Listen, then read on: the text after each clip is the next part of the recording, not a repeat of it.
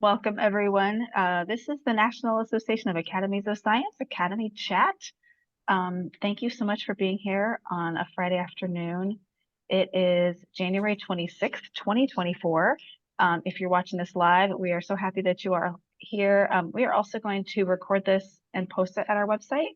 So if you have colleagues that you want to share it with or go back and look something up later, it will be on our website, which is academiesofscience.org. There are all the recordings and some notes from previous events that we've been doing for the past 3 years. And there are some really great resources and ideas there from our fellow colleagues in Academies of Science. So I would encourage you to check that out. I'm Amanda Fuller. I'm currently the past president of the National Association of Academies of Science. And I love meeting all of you from all of your academies across the country. If you have not already, I would love to ask you to put your academy in your name. If you can rename yourself and put your state academy in your name. And just quickly go around, and I would just like for all of you to introduce yourselves, tell me where you're from and what your interest is to be here today. So Hank, I'll tap you first, and if you could just pass it to the next person, we'll do that quick round of introductions. Okay. Hi, my name is Hank Orisco from Lawrence, Kansas. And my main interest is getting more membership. We have about a little over 200 members. And 130 years ago, we had a little over 200 members. So, that's always an issue. And what's happened with us is, it used to be much bigger back in the heyday, and it was really pretty amazing. We even had an office in the state capitol for meetings and everything like this. But nowadays, everybody's going to specialized national organizations instead of the local, science academies for the state. So looking for any ideas I can on that. Thank you so much for joining us. We actually had a session on membership a couple of months ago, so I would point you to our website and you can find that. But I think you're going to probably hear some nuggets here today, even though the topic is science policy. I didn't say that at the top. There are always good ideas in these discussions, and so hopefully you'll grab something today that you can take away too. So thank you for being here. Carrie. Hi, I'm Terri Clark. I'm with Connecticut Academy of Science and Engineering. Our academy's been around since 1976, so we've been around for a bit. Nice to see you all on a Friday afternoon. Great, and just pass it to somebody else, if you don't mind. Oh, Donna. Hi, I'm Donna Gerardi-Riordan. I'm the Executive Director of the Washington State Academy of Sciences. And I'll turn it to John. Hi, I'm John Nemeth. I'm a board member of NAAS. Turn it to somebody. Okay, so Paul. Take. My name is Tech Yu, current president of the North Carolina. Can you hear me? Yes. Great. Thanks for being here. It's a little muffled. Okay. So, I forgot to add my microphone here. Okay. So, yeah, I'll add that microphone soon. Marisol disappeared. Oh, she's here. Also part of our academy. She's actually disappeared. Okay, goes to. I think we are both from the North Carolina Academy of Science. I actually, is actually the president, and my reason to sign for this, besides maybe picking up some ideas for our academy, is because I also was hoping maybe to apply to the Science and Technology Policy Fellowship, and I thought, this will be a good idea to hear what science policy is doing. Okay. So it was a double sword thing, and I'm actually in the lab. I mean, I'm trying to multitask. I'm having to do a transformation, so I'm gonna disappear a little bit for a few minutes. Glad you're here, though. Thank you for joining us so much. I'm glad you're here. Dave. Hi, I'm Dave Schultz from the New Mexico Academy of Science. We have a lot of activities still ongoing that are strong, supporting students and teachers. And we're going through kind of a strategic planning phase. And we'd like to evaluate our dues structure, our membership structure, whether we should restart a visiting lecturer series for students, a lot of different things. So that's why I'm here, to learn, see what you're doing, see how I can bring it back and enrich our strategic planning from that knowledge. Thanks. Wonderful. I'm so glad you're here. And yes, I would encourage you to check out the session we had on membership. There were some ideas there you might be interested in. Thank you. Philip has introduced himself in the chat. He says he's chatting only today. Thank you, Philip, on our board. Paul, are you able to Hi there. introduce Yeah, yourself? this is, are there two Pauls? Oh, just you. This is Paul Doss. I'm from the Indiana Academy of Science, and I'm also the director of our State Academy's Science Policy Fellowship Program, the INSPECT program. Excellent. So I'm eager to listen in, and I might have to follow Philip's lead, and I may only be able to participate via chat following this, but eager to listen, see what everybody has to say. Thanks for having me. Excellent. Thank you. And Carrie from Nebraska. Hi, everybody. I'm Terri from Nebraska. I'm the new-ish executive secretary for the Nebraska Academy. I've watched several of your videos and I find them really helpful. Like Kansas said, we've been around for 140 years and we're trying to find our new relevance and expand and build membership. One of the things we're doing now is we're creating field trips that are sponsored by our academy. And so we're just trying to become more solvent and get members. And I've found these collaborations really helpful. So thank you. Wonderful. Thank you. And Joe, you might be the last one. All right, Joe Connery. I'm with Washington State Academy of Sciences, Donna's organization, but I'm fairly new to academies, so always appreciate the opportunity to learn. Great. And I did not mention that I am with the Kentucky Academy of Science. I'm the executive director here in Louisville, Kentucky. So good to have you all with us. Hallie Thompson did not introduce herself. Hallie, is your internet okay? Do you want to say hi? Yeah, I can say hi real quick. I know this intro is taking a little while, but I help out with NAAS doing some administrative support and strategic support work. And so I'm here to help facilitate along with Amanda. And I also am pretty involved in the science policy world, do some consulting on the state level with science, technology, and policy fellowship programs, and hope to be involved with that discussion a little bit later. Thank you. And we really would not be having this session today if it weren't for Hallie. Her admin and communication support for us has been very invaluable. So thank you, Hallie, for getting us here today. So yes, we're going to have an hour today to talk about science policy in state academies. And Donna Gerardi-Riordan is our first presenter today, the executive director of the Washington State. I used to live in Wisconsin, cut me a break. Washington State Academy of Sciences. And is a rock star of science policy. So Donna, you have the floor. Thank you so much. Thanks a lot. I'm from the great state of Washington, just to clarify there. There are other great states, but that's the one I'm from. And I just want to say that today our presentation is really going to focus on science policy kind of writ large, and then two states are going to provide examples. There's a whole other conversation that we can have and will have about state science policy fellows programs, but that's another big topic. We're not going to be able to fit that in today, but our plan is to have a special session that's going to be dedicated to that in the near future. But with that, I'm going to get started by sharing my screen. Host disabled okay. Hold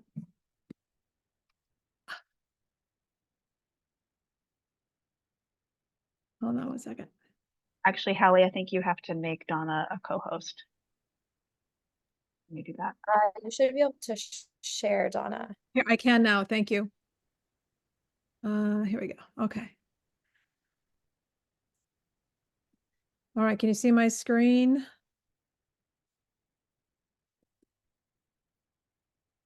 Yep. Can you, is Got it the right one? Wrong one? Okay. Here we go. Okay. So I'm from Washington State, and I wanted to start by just providing a definition of what we mean, or I mean, and I know that Terri also agrees with this, what we mean about science policy. There are generally two ways of looking at it. One is the policies that guide how science is funded. Those kinds of conversations generally occur at the federal level. Which agencies are going to get funding for what kinds of programs in the science mission agencies. And that's not what we're going to be talking about today. What we're going to talk about is how science can inform policymaking at the state level, and in ways where the science is objective. It represents the best available science that educates and informs policymakers in, say, in the governor's office, in state agencies, in the state legislature, and how scientists, examples of how scientists advocate for science informing policy and not serving as advocates for any specific policy. I know that might seem like it's not possible to do, maybe, but I'm going to provide some examples of how we do that here in Washington State. One other thing about Slides. Your slides are, you went off the full screen, so I don't know if you can click it and get it back to the full. Really? Yeah, we're seeing like your, I mean, we can still see it. There, that's better. Okay. Yep. So before I go there, I just want to say one other thing about myself. I am the ED of the Washington State Academy of Sciences, and I'm also the president-elect of the NAAS. And so you'll be seeing me around for a while. And my predecessor in that role is Amanda Fuller, who's did so much to turn the organization around. So I want to thank her for that. So in every one of our states, it's really hard to think of an issue that is emerging in your state house that doesn't involve some kind of science or technical issue. And addressing those issues effectively really does require objective scientific and technical input. And our mission at the Washington State Academy of Sciences is to provide expert scientific and engineering assessments to inform public policymaking and increase the impact of research in our state. And so our tagline, and which is something that we really do live every day, is science in the service of Washington State. So how do we organize ourselves? Well, we have several research powerhouses in the state, and these red stars kind of represent the major institutions from the University of Washington and its several campuses, the Washington State University, which is our land-grant institution, and its several campuses. We have, and also we have a major national laboratory in the Tri-Cities, the Pacific Northwest National Laboratory. So these, in combination with the industrial research enterprises in this state, in places like the aerospace industry and information and communication technologies, really provide a rich array of senior scientific and technical talent that can be tapped into to help inform policymakers.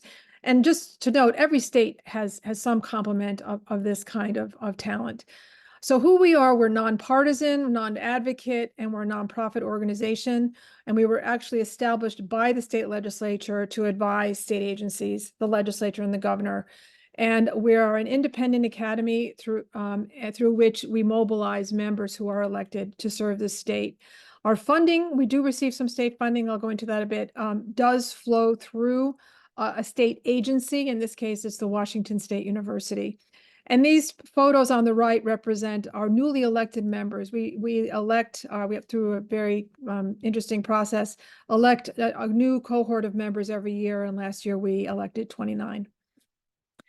We're modeled in both form and function on the national academies. And this is a brief history of that, is that we were requested to come into being by then Governor Christine Gregoire, and also endorsed by the legislature through a piece of legislation, and intended to be modeled after the national academies.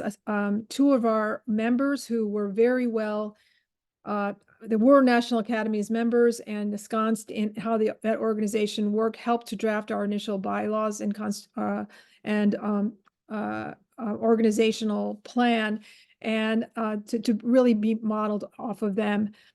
We are, as I said earlier, an official 501c3 organization. We had an initial group of 107 members, and now we have over 400, 200 of which are members of the National Academies of Science, Engineering, or Medicine. And they represent expertise across scientific and engineering disciplines. And an important part of our work is that they volunteer their expertise to support the state. And for these little pie charts on the right, just show the kind of representation of the disciplines that we can tap into to advise our legislature, agencies, and the governor's office. Our funding has increased pretty dramatically over the last few years. It's a combination of state funding. We do get a core support in the annual budget every year. We also receive specific grants to work on contracts to work on specific projects. We have a members' dues program, donations, and other kinds of funding, including increasingly sponsorship for certain kinds of activities. So what do? We mobilize experts in the state, both within and beyond our Academy members, to provide objective scientific and engineering assessments. And those can take place on many different topics and in many different ways. So these boxes here are meant to represent the different ways that we gather people together. We convene committees and review panels. We conduct independent third-party reviews. The biggest thing and the most time-intensive thing that we do is produce consensus reports from expert committees. We organize any number and type of meetings, and small and large, to bring scientists and or stakeholders or both together to discuss issues that are important to the state. We host symposia, which are larger scientific meetings to address issues that are important to the state. And then we're also flexible enough in our design that we can create other kinds of convenings as needed to fit the needs of a specific community or the state. I'll give you a few examples of those as we go on. So there are two different kinds of activities in which we engage. One are represented by the state map is what the state asks us to do specifically on a particular topic. And the other icon represents what our members, given the breadth and depth of their expertise, would like the state to know about, because they're in the position of really understanding where are technologies, where is the science, where does the progress that's occurring in the state pose a special opportunity for the state to take advantage of it. And so those are two distinctly different types of activities that we've been building out over the last several years. So one example of the kind of project we're asked to do, and there are many, but this is one that I think is the PFAS issue is one that is playing out in every state in the union. If it's not if it hasn't arrived yet, it's on the way. And so for us, the starting point for PFAS in our legislature was to take a look at alternatives to food packaging, whether or not we realized it before, we do now, that food packaging is laced, and most products have PFAS in them, and food packaging is laced with PFAS. And so the state said, well, let's start there. Let's look for alternatives. So there was a process that they asked our state Department of Ecology to take on to look for alternatives that went through a particular kind of rigorous protocol that was established on an international level. They produced a report, and we put together a committee of experts in environmental toxicology and other areas to look at that report and give it an independent third-party review. And they did a terrific job, and the agency was really appreciative of the level of effort and detail that the committee went into to do that study.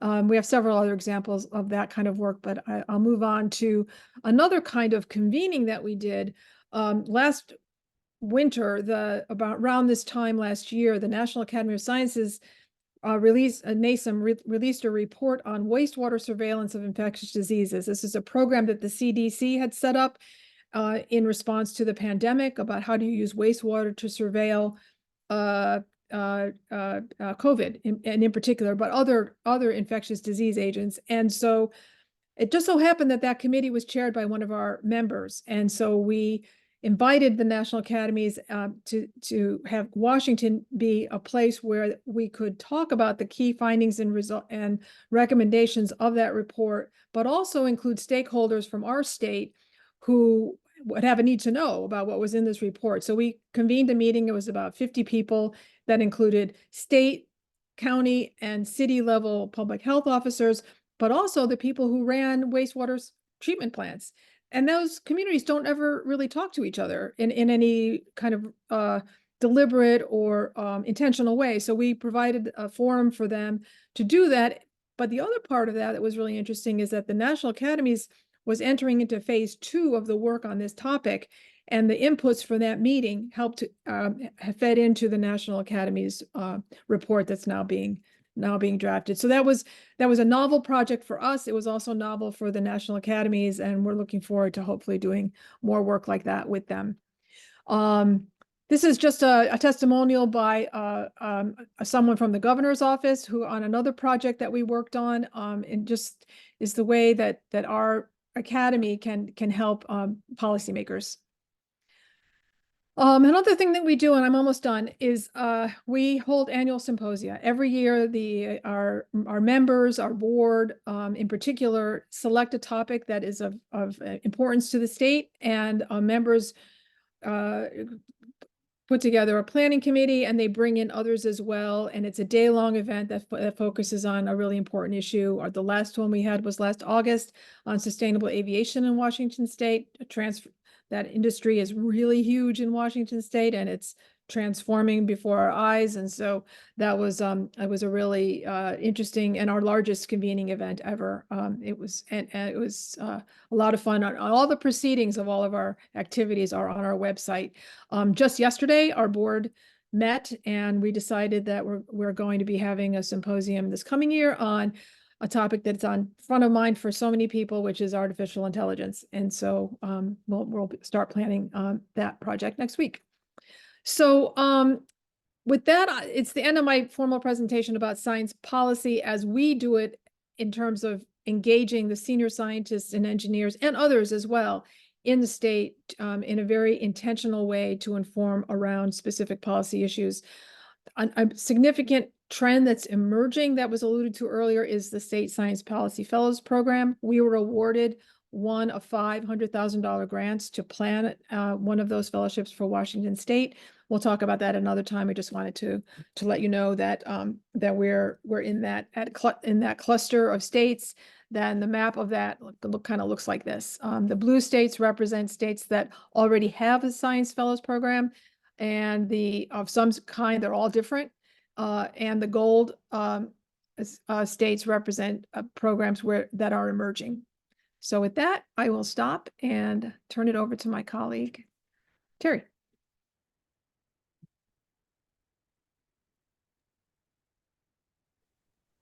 Thanks, Okay. Donna. Yes, Terri, if you're ready. Yeah, I just need to. I think I'm there.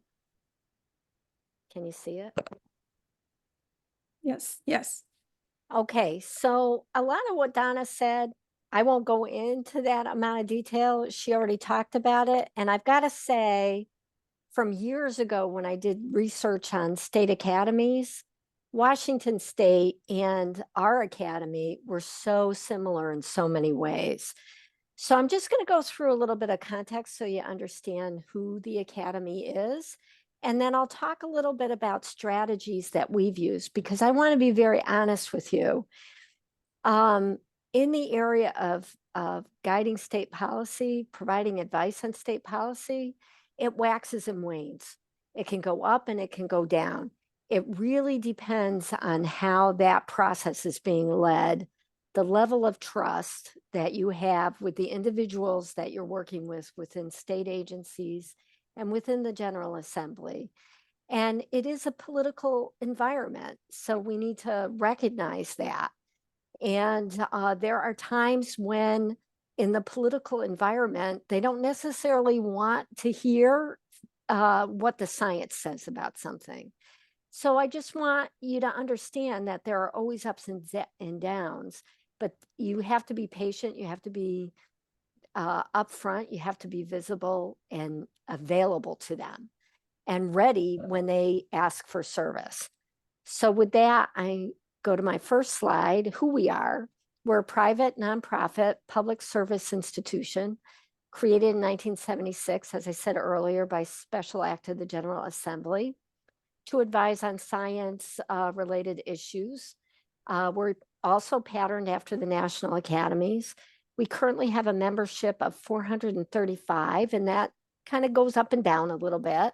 but it's just about right, of distinguished Connecticut science, technology, engineering, medicine, and math professionals. Our membership is honorific, but also service oriented. And that's the important piece here that I'll come back to. Just quick, our mission, to foster an environment where Connecticut, where creativity can thrive and contribute to Connecticut becoming a leading place in the country. I yellowed in this one area that we'll focus on today, which is to provide expert guidance on science and technology to the people and to the state of Connecticut.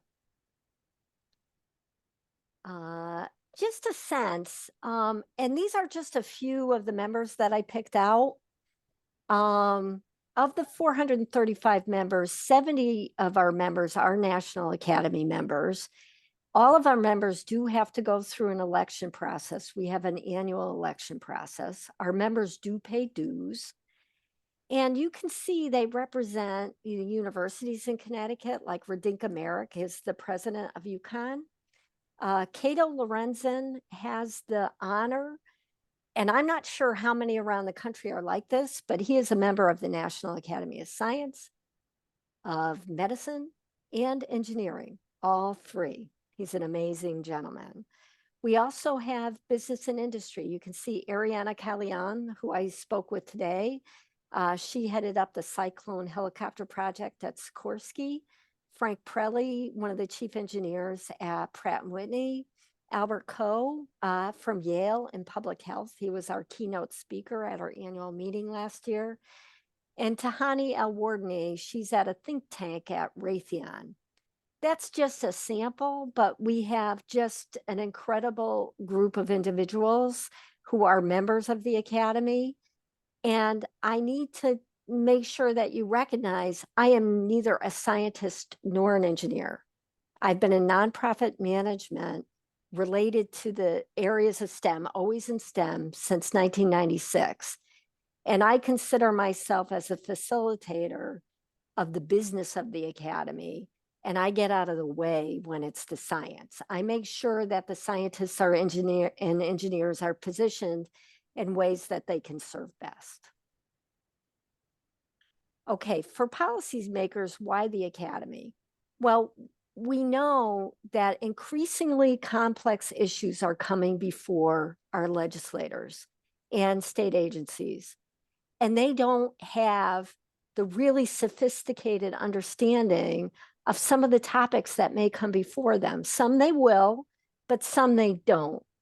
And sometimes they're reluctant to even talk about the fact that they might not have that understanding.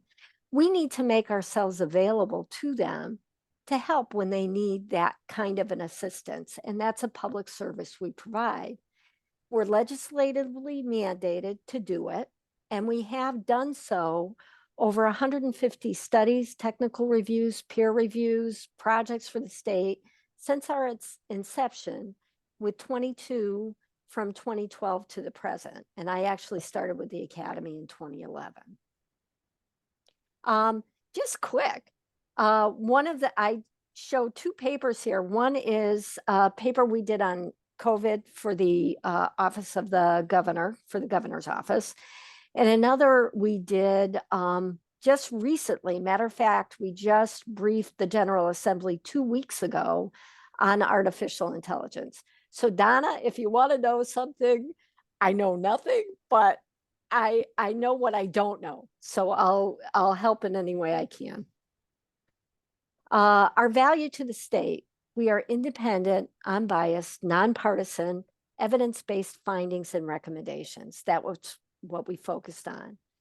Now, I think we all recognize that scientists are always not unbiased, right? They may have some biases. They may be partisan on occasion. They may not be totally independent. I have people representing interests of Yale, of UConn, of, and on, of Raytheon and Electric Boat. But we put a team together that's a good balanced team to have really good discussion and debate that will ultimately come out with good findings and recommendations based on the science. Academy members are locally based, but they're globally connected. Our members are connected all over the world. So when we put together study committees and others, it's not just our members. I've actually had to figure out time zones where I have somebody from Australia and England and Hawaii and from all over the world and all over the country that they bring in when we call upon them. And they offer this advice and guidance pro bono. If you ask a scientist, can you help? Many times it's very rare that a scientist will say no. We're cost competitive. Members and others from our member network serve pro bono. Our costs include the administration, study manager if it's required, and unique costs that might be related to the work effort and editing and publication. An important aspect, which we often don't think about, but many of our states face, is there's a lot of national and international companies providing guidance and advice. But we think it's important that there be somebody local that provides the capacity within the state. An example of that may be artificial intelligence, right? So our state government agencies, business and industries are dealing with issues related to artificial intelligence. Where are they going to go? Mhm. Who's going to provide their support and help in an unbiased way? And, you know, are we fully prepared to do that? Maybe not. We're learning along, but we have the ability to build the capacity to be a resource to the state on this issue. And that goes for many other issues. So it's an important value that an academy can provide. Now, a few years ago, I would say we wouldn't be in this position right now. It was just prior to COVID. There was a fiscal crisis in our state. I'm sure many of your states were in similar situations. There was no funding. I was the only staff person. How would we do this? How do we get back to what our mission is, which is to provide policy advice when asked to serve the people in the state of Connecticut? Well, one of the ways is we know that we must always communicate and be visible. They must be aware of us. And for many of our academies, they don't know about us. They're not aware of us. How do we do that? We set in a strategy to really improve on our communications so that we're out there and we make the state aware of who we are. Not everybody will be interested, but they've become much more interested. We have a newsletter, social media. We put out items 5 days a week. We redid our website. We have now a podcast series through our annual meeting and other mechanisms. Those are a few, but be visible. You have to make sure that people are aware of you. You have to be current. So we need to stay current with what's going on with state agencies. What are they wrestling with? Those that are related to STEM related fields. What is the General Assembly? What's on their radar for the upcoming session? As Donna said, there were two pieces they were thinking about. One was, what do they want to hear about? How can we serve them? But what do our members feel like they want to tell them about what's happening in STEM? And our members are very well qualified to do that. So what we've begun to do is on a yearly basis, we have our 10 technical boards formulate emerging issue briefings. Short, brief, couple of pages, 3 at the most. What issues are coming up in your profession that might not be on the radar of the General Assembly or state agencies? For instance, was AI on the radar a couple of years ago? Probably not. We were getting issues related to PFAS, but was it really on the radar of anybody? Not huge. I mean, maybe really has come popping up 5 years ago, maybe a little further back than that. So these are an effort to just kind of give an early indication of what may be coming up in the field. As I said, we monitor the policymaking process throughout the legislative session. We let legislators know if they're dealing with a particular issue and we have expertise, we might be able to help. If there are task forces that are being named in bills, we want our members to be on those task forces. They're not going to be the whole task force, but we need to make aware those that will be appointing those members, that we have good members that can serve. And that's done very well for us. We meet with legislative and agency leadership every year, as frequently as we can. And we establish funding with a balance of core activities funding the Academy, along with recurring activities and new projects. So we constantly are refreshing the type of work that we're doing in service to the legislators. How easy does it get to get core funding? You have to work on it. You have to work through the Appropriations Committee. You have to work through the other legislators to champion. You have to work through leadership to get their support for it, but you can do it. I've put in place, since I've been executive director, which has been back to 2019, it was already always in place, but I've really emphasized a culture of service. Okay. It's very easy to say all these things, and then somebody calls from the General Assembly and wow, it's Friday afternoon at 5 o'clock. I can't help. We can never say that, ever. We have to be available and of service. If I can't do something, I'll reach out to one of my officers, the council, one of my members. And the more and more we recognize that it doesn't shut off at 5 o'clock on a Friday afternoon, we must be available and we must serve. And if we can't do that, then we're not a trusted partner of the General Assembly or state agencies. An important thing I added today was collaborate. And this is important amongst all of our academies. We're not all in the same place as Washington and Connecticut. Some may be further along, some may not even be thinking about these things that we're talking about. But we are a resource to each other. And we will be there. If you call on me and you need, Terri, can you share your bylaws with me? Can you share your latest report with me? How did you go about doing this? How did you get core funding with the General Assembly? I'm happy to talk about it. I think Donna's happy to talk about it. I think all of us are happy. Sorry, Donna, if I volunteered you. Okay. So collaboration is critical for what we do. We are a unique resource. There's not many of us that serve in this way, and we have a responsibility, and that responsibility is growing, right? Our states are needing to make more decisions, and we're given authority to make more decisions. So we need to work together to make sure that the states continue to be the foundation of democracy, right? For our states. Is that the term, Donna? I think you said laboratory. The laboratory of democracy. That's right. Sorry about that. Okay, just quick. These are a couple of value-added statements that some of our customers have given us, one at the DOT, one at the General Assembly. This is just a really brief, this is what we do with the General Assembly, these emerging briefings that I mentioned. Other projects as agreed upon this year happen to be AI and core academy activities.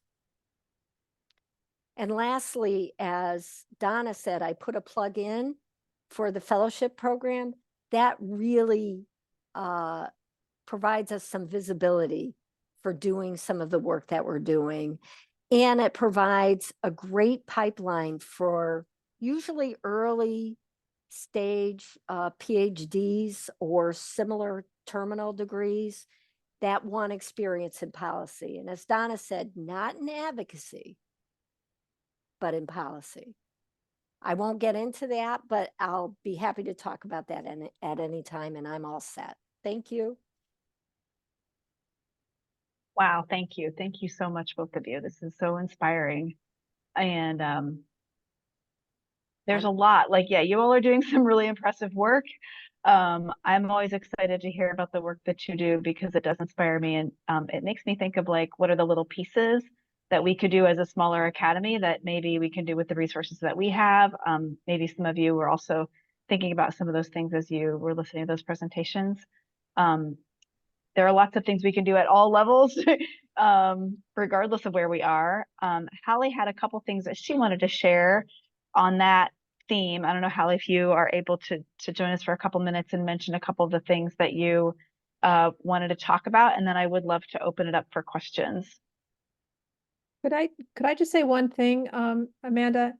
I know it may seem when you hear Terri and me talk about our academies that we care a lot about, that they were always this way, but they weren't. I mean, they both started from nothing.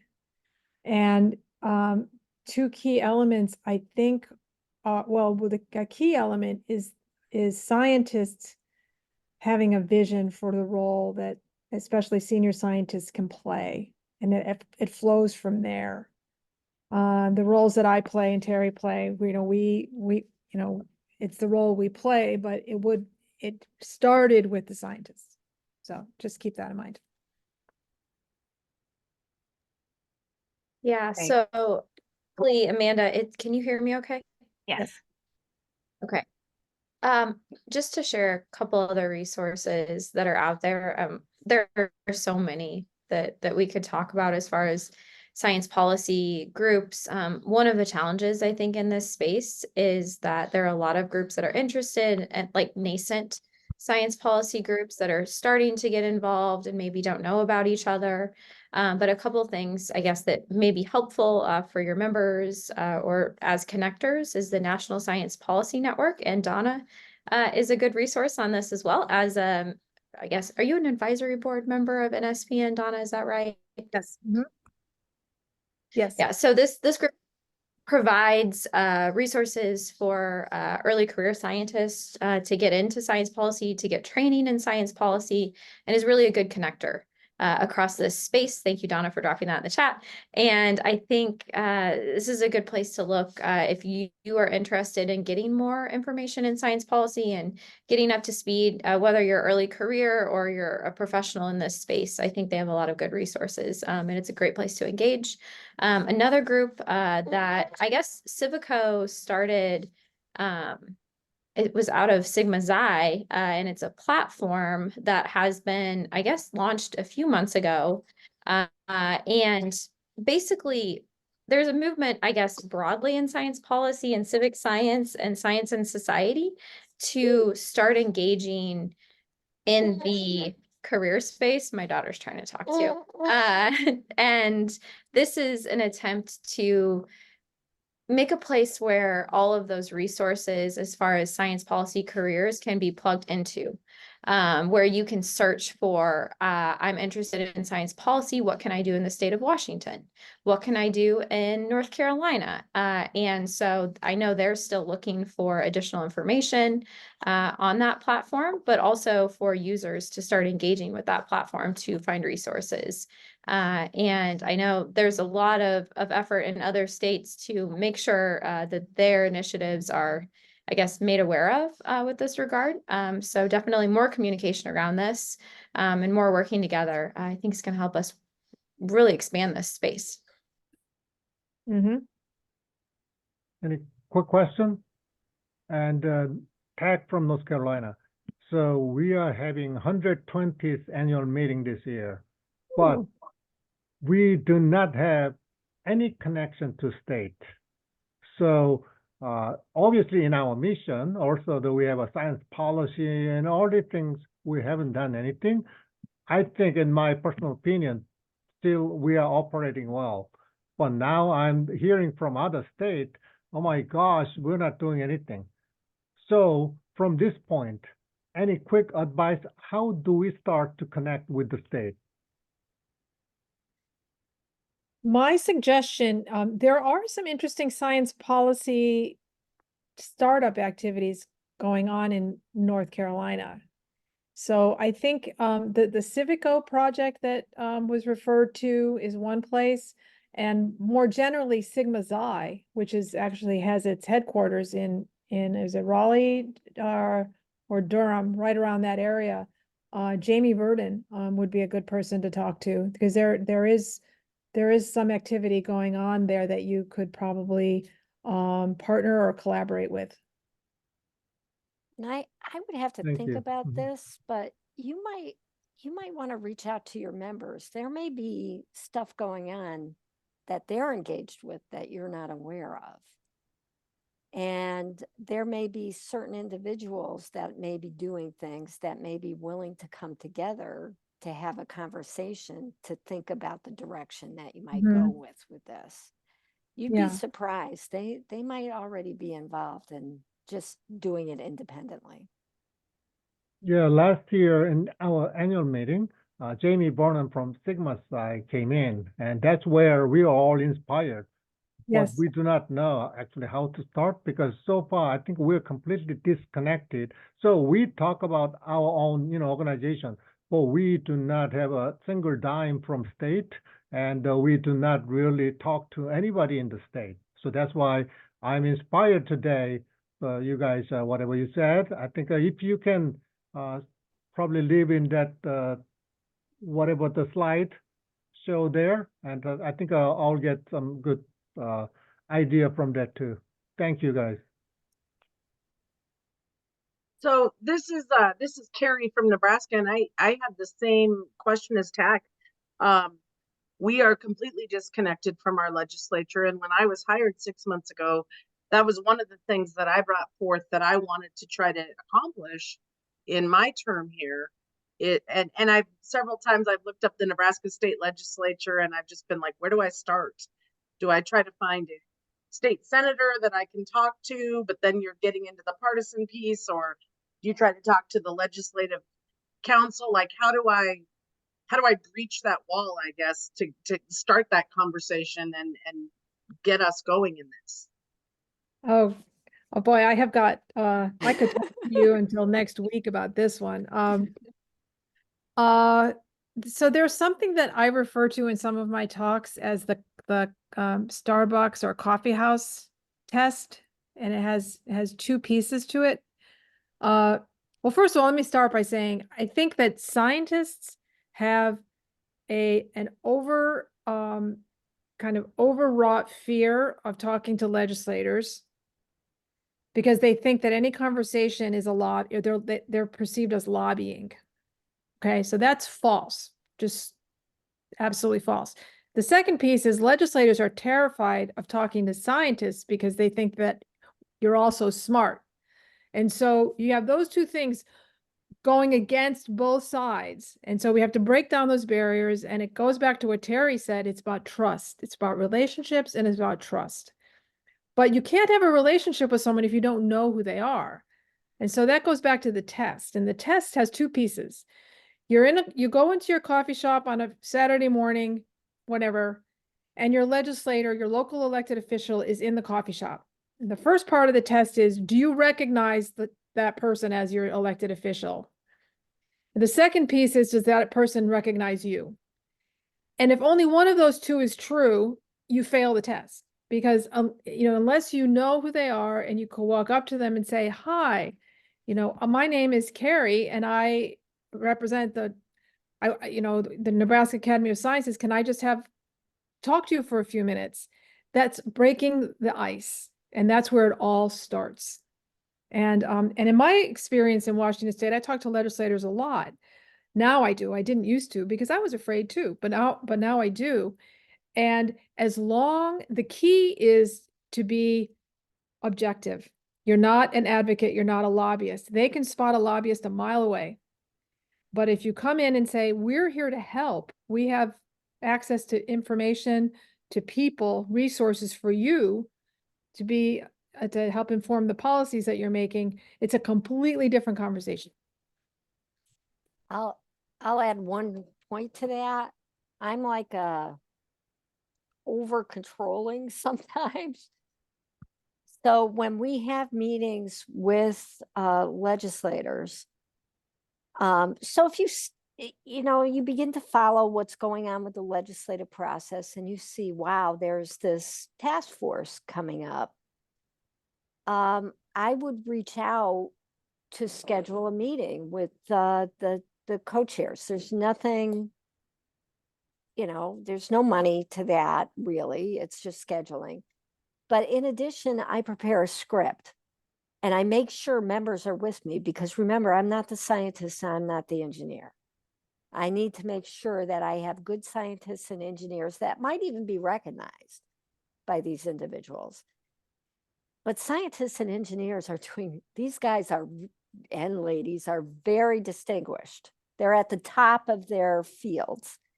And that's what they want to talk about. And so I have to carefully prepare them for that meeting to do what Donna just said, right? So that they have a good opportunity to get to know each other. They might take over the conversation. That can't happen. What you want to make sure that you do is bring these distinguished people to hear what the General Assembly, the legislator, is working on. And then have that conversation. Oh yeah, I know this person could do that or that. I mean, you can take it from there, but you can't take it unless that legislator asks you something. They've got to engage in the conversation. So I do a script.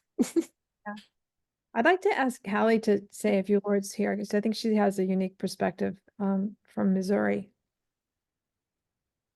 I was gonna say, Donna, I'm like a little distracted at the moment, but I was trying to distill my thoughts on this. There's kind of a lot to be said. I think probably at the core of success with relationships with the legislature is establishment of trust. As like the personal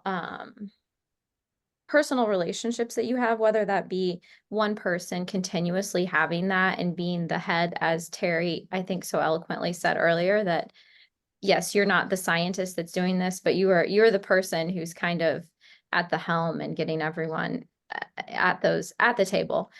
We in Missouri, though, see it as trust being the key to when we bring in new people to these relationships through the Missouri Science Technology Policy Fellows Program. We rely on our reputation as an organization, as a trusted source, as a place where legislators are requesting resources from us. After 3 years of that established fact, we can bring in new people, and they don't have to establish that relationship. The legislators help us by saying, oh, this is your new fellow at most. Oh, this is someone that I need to be engaging with. Let me establish this relationship. And so we're seeing action like from the other side now, which is really, really cool to see. But that really took a lot of groundwork related to framing of we are nonpartisan, we are trust-based, we are thinking about this as a tool to make really good policy for our state. And that science is a really important tool in their toolbox, I think, is another way that we're thinking about messaging it. And I could talk about approaches and reasons and what we're doing for a long time, but I think the next session we're going to have, the next Academy chat, is a place that we can also talk a bit about these state fellowships. Yeah. Okay. I mean, I think another lesson, at least we're learning here in Washington State, is that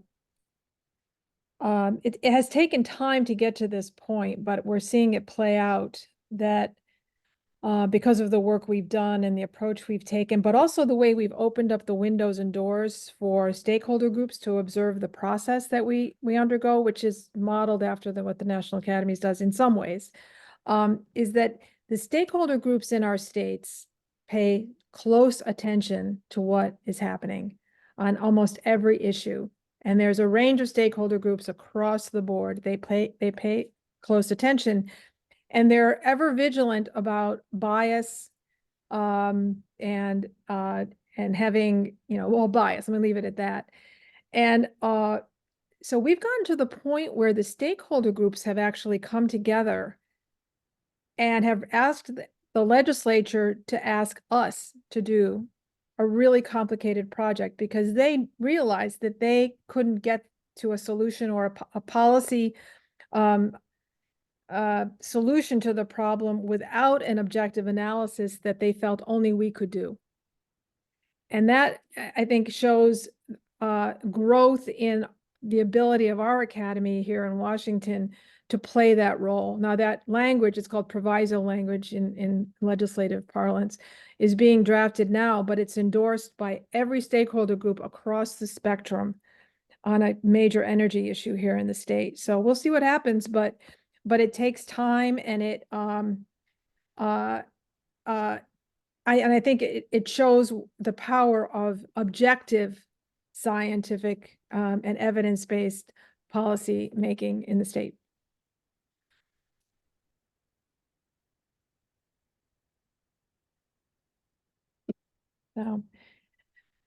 So I wanted to mention, y'all made me think of this. We are in the process of putting together some toolkits and resources for people. We have so many things that come to light during these Academy chat sessions and other things that our colleagues know of in different academies. So we have the beginnings of a kit on policy. There is, as you all mentioned, so many things that we can share. So we're starting to assemble those things together. I'll put the link in the chat in just a moment for where that's getting planted. It's definitely a work in progress, but we want to build that so that we can have those there for all of us across the country and all the academies to share those things with each other.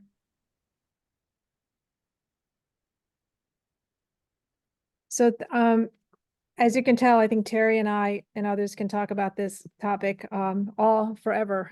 So if there's a desire or interest in having a focused conversation on a subset topic or a specific area, just please let us know, and we would be happy to share what we know and what we've learned from being in the trenches on this.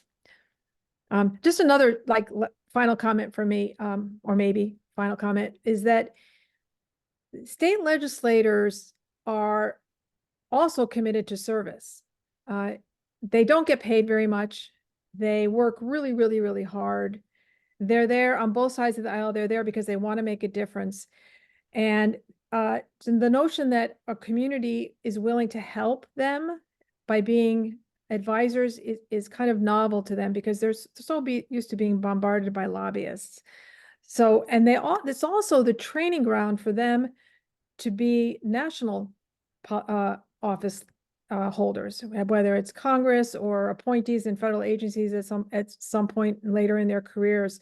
And so the extent to which they can develop solid, respectful, trusting relationships with scientists and engineers earlier in their careers, I think can only accrue to the benefit of national policy making, but it's a long game. It'll be 5, 10, 15, 20 years from now, but it's planting the seeds in the state houses and the state level now that can, accrue to everyone's benefit down the road. I know we're right at 5 o'clock, but I just wanted to say again, our academies and our conversations, we're not in competition with each other. Right. This is the one place that we can learn from each other. And I've got plenty to learn. I mean, I would love to talk to Nebraska and Kansas and Mexico and North Carolina, because each one of us has something to share and teach us. This is a great ground for that. Take advantage. Well, this has been really amazing to me. I mean, really eye-opening. And the main thing I think is that's going to be a barrier is the politeness. People don't want to feel like they're advocating something because they're a nonprofit, and that's really a key here. They're not going to even touch the subject because they'll be considered, oh, somebody's biased or something like this. And so this is wonderful. Yeah. Well, looking forward to that. More conversation. Yeah, I appreciate all of the insights. Let us please keep keep the conversations going with each other. We are planning to have another Academy chat that's policy focused. I think we're going to have one that talks just about the fellowships. So stay tuned for news about that. If there is a topic that you want to talk about or a topic that you want to hear about and you want other people to talk about, please let us know. These are great times when we share information with each other. If there's questions that you have or things you're struggling with, we want to make space for these dialogues to happen. If you fill out that survey and tell us what's going well for you, what is challenging for you right now, those are maybe some topics that we can slate for future sessions like this. So we are really looking to connect with you and find out what's going on. So thank you so much. Annual We're out of meetings. time, Got it. but can I make a comment? I know we're out of time, but what Hank said, Tyke, I don't know if you were with the Academy at the time, but years ago, our Academy struggled for weeks, I think it were months, to put out a statement on fracking. And I don't think we got it out, going back to that being political. No one felt like it was an expert. We were not going to be, no politically correct. I don't think that piece came out in the end because we could not reach an agreement. So yeah, I think we probably a little much more developed now, and we have the same fears. But yeah, this happened. I don't know, Taiki, were you there? You remember that? Or yeah. So we have a lot to learn and a lot of progress to make from that. That's point. why I think having these, being part of these communities and understanding how other people could operate in the policy space is so helpful. So yes, hope we've all built a little confidence today, and hope to see you all again for a future session. Thank you. Have a good weekend, everybody.